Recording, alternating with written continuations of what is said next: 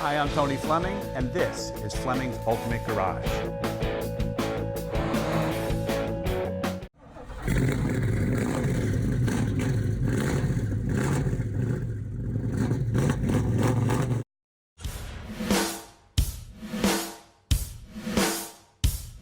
Now everybody, have you heard? If you're in the game, then the stroke's the word. Pressure, air pollution, both far and wide. Keep your contributions by your side.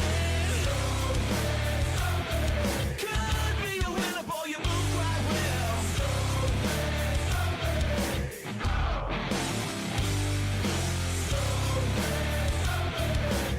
You got your number down. Say you're a winner, but man, you just deserve it all.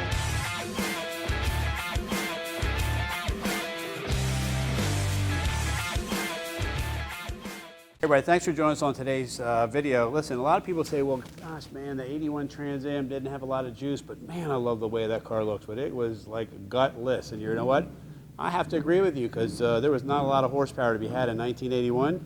That's why this car was built. Somebody said, you know what? This is a great looking car, and I can build a brand new one, kind of like this has all been restored, the underneath of it, the engine, the transmission, the rear end, the interior, and make it a full kind of custom, because you get that great look of this car, because outside driving down the street, this car looks spectacular. So as we wander around and we look at some paint quality, we look at some of the upgrades on the car, we talk about the great shaker hood that's on here, and I think you'll find by the time the video's over, you'll be like, you know what, I got to figure out how to get that in my garage. So let's start with the wheels and tires. Set of 18-inch Riddler wheels. All right, those are not inexpensive, cheap wheels. Those are nice rims. Four-wheel disc brakes that are poking through the wheels here as well, okay?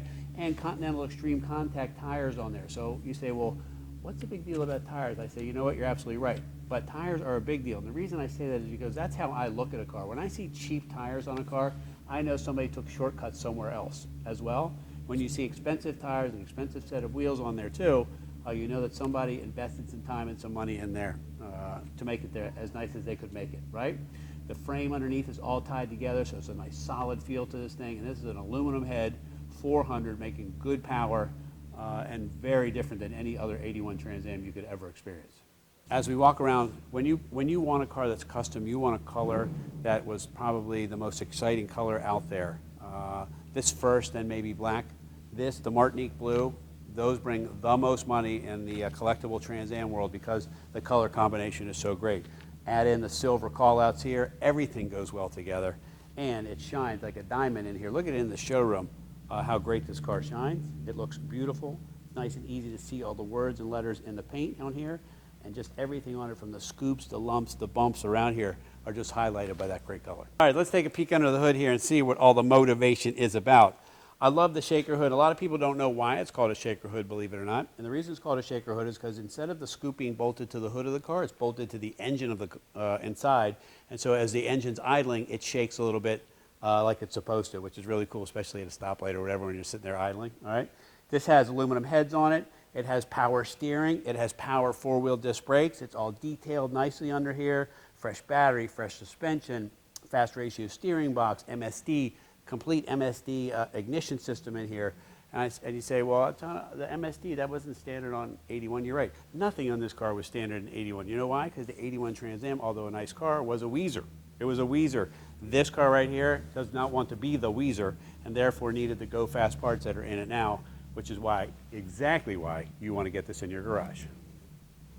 The Trans Am with the blacked out taillights and the callouts in the back, it's just very Pontiac, very different. You know, none of the other GM cars carried that kind of treatment, so you knew from behind that this was a Trans Am. This is nice too in case you wanted to go to a car show, right? The trunk is all detailed. It's got a spare tire in it. It's got a nice mat. It's got the jack pack in there with the jack inside. Jacking instructions here, all fresh weather stripping. You're going to get that. Those are signs of a restored car, and those are some of the things you should be looking at when you're out there looking at these cars. You don't want to find dry rotted this, cracked up that, missing these items in here, because when we find these in the car, and this is how we receive the car, it says that it's maybe a little better restoration than most because somebody went to the effort to get a spare tire, a jack, and whatever. You don't have to put it in there if you don't want to. You can always take it out, but at least you know it's there and it's part of the restoration. All right, so come join me inside here. All right, this is a great cockpit. So imagine 1981, you get to see the shaker hood sitting right there, which looks awesome, right? This 3-spoke wheel, which is nice and small. It's got that grip on it as well. The engine turn dash, which is a pretty cool piece. A lot of very classic cars back in the day had some of that, was really cool. And the fact that they brought this back to the Trans Am was really good. The gauges are spectacular, man. They're like, just the glow of them is fabulous. This tachometer has a shift light built in, which you can program it, so you can shift it at whatever RPM you want. And as we wander around, you got the bucket, you got a new interior, you got new headliner, new dash pad, new door panels, new carpets, new console, digital sound system with satellite and USB and streaming your music to it. All those nice features. I don't know, man. It's what I love so much about a car like this, is that although the body is original and great looking, the rest of it is so modernized and so much more powerful and so much faster, that it's really exactly how I would build a car if I wanted it to. All right, so to close up this video, a lot of people will say, wow, that's a great looking car, but they don't always know why it's a great looking car. Well, this car's been lowered. It does have 18s all the way around. It's got big brakes, big wheels and tires, front and rear spoilers that are on the car, right? When you hear it run, the Flowmaster exhaust, that's ceramic coated as well, so it looks really nice. All detailed underneath, because most of the stuff underneath is new. The engine is very powerful. The transmission shifts very nicely and rolls on down the road. And laying the power down, it just does what it does best, and that's what I love so much about it. The 81 was a great styling year for these cars. It's probably one of the best looking cars ever. In the Trans Am line, you can argue it all you want, but they really were great looking cars, but they were just so underpowered. They were wheezers. This eliminates all of that talk, and when you tell somebody you got an 81 Trans Am and they want to play with you, this right here will set the record straight. Anyway, call us, 301-816-1000. We'll tell you all about this great looking Martinique Blue Trans Am.